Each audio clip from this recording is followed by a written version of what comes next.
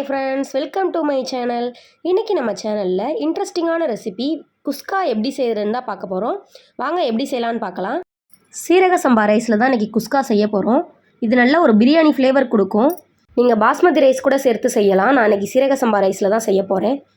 இதை ஒரு பவுலில் மாற்றிட்டு 2 தடவை தண்ணி ஊற்றி கழுவி எடுத்துக்கிடுவோம். அரிசியை இப்போ நல்ல தண்ணி ஊற்றி ஒரு 10 நிமிஷம் ஊற வச்சு எடுத்துக்கிடுவோம். ஒரு மிக்சி ஜாரில் ஃப்ரெஷ்ஷான மசாலா அரைச்சி எடுத்துக்கிடுவோம். 5 பல் பூண்டு, ஒரு துண்டு இஞ்சி, குட்டி குட்டியாக 2 பச்சை மிளகா, ஒரு 10 சின்ன வெங்காயம் சேர்த்துக்குவோம். கொத்தமல்லி, ஒரு கைப்பிடி அளவு புதினா சேர்த்து கொஞ்சமாக தண்ணி விட்டு நல்லா நைஸாக பேஸ்ட்டாக அரைச்சி எடுத்துக்கிடுவோம். புதினா அரைச்சி தாளிக்கும் போது குஸ்கா ரொம்ப டேஸ்ட்டாக இருக்கும். ட்ரை பண்ணி பாருங்கள். இப்போ குக்கரை அடுப்பில் வச்சு குஸ்கா தாளிச்சிடலாம்.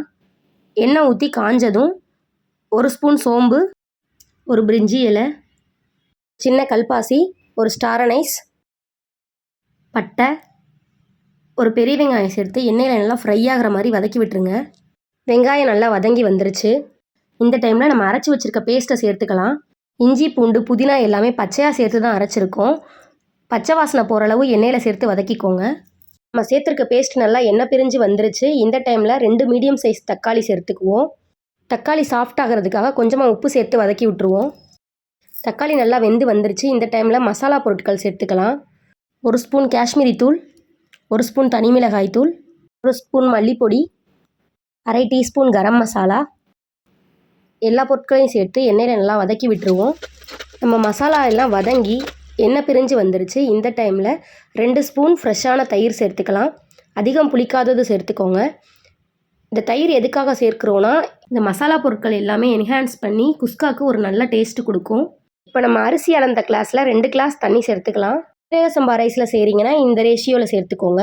பாஸ்மதி ரைஸில் செய்கிறீங்கன்னா 1 கிளாஸ் அரிசிக்கு 1.5 கிளாஸ் தண்ணி சேர்த்துக்கோங்க. கரெக்டாக இருக்கும்.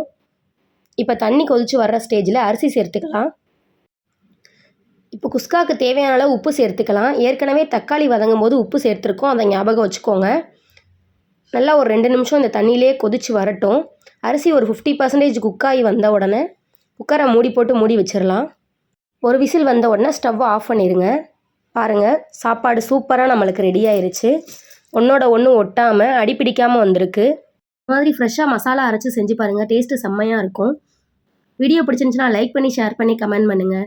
இது மாதிரி ஹெல்த்தியான ரெசிபிஸ் பார்க்க நம்ம டிகே ஹெல்த்தி ஃபுட் சேனலை சப்ஸ்கிரைப் பண்ணுங்கள். தேங்க்யூ.